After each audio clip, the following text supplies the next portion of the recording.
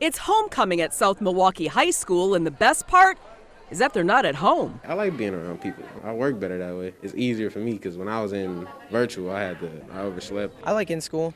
I just think it's easier to learn. Masks are a strict requirement for all students. It's still different, obviously, than normal, but it's definitely better than last year. Q1 and the Q3 connect. They're looking for the normal they had before March of 2020. Slowly, it's coming back. George Cleveland has been a guidance counselor for 30 years and says the emotional toll the long-lasting pandemic has had on students is like nothing he's ever seen. Schools are based on academics, socialization, maturation, and it's hard to do those last two virtually. It's almost impossible. Megan Sothen agrees. As a parent of a 4th and 6th grader, she's seen those challenges firsthand. I think during the lockdown, the isolation, it becomes too much. The kids need that social interaction. But as much as most may like it, does the interaction come with a cost? New data shows children accounted for nearly a third of all COVID-19 cases within the last few weeks, with over 200,000 new cases reported. And those numbers have some parents on edge. We're feeling very comfortable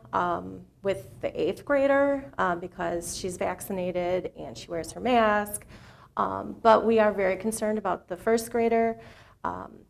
Masks are on and off throughout the day. Amanda Hines is a clinical psychologist with Rogers Behavioral Health. She says some of that anxiety felt by parents can trickle down to their kids. So it's essential to keep those lines of communication open. I would honestly start a conversation with, hey, how's it going? I know, this COVID thing's been going on for a little while now, and it can have some ups and downs, and just wondering how, where are you at right now? I would say, when they're maybe, 8 and younger, sometimes talking through play can be more productive. So get out your action figures or Legos or whatever your child's really interested in, and you can use the characters to have a more fruitful conversation because they interact and communicate much more via play. Perspective is a tool communication teacher John LaRoe has brought into the classroom. He stresses this isn't just a problem in South Milwaukee. I think it does help you feel like, all right, this isn't my journey and my journey alone, but rather more of a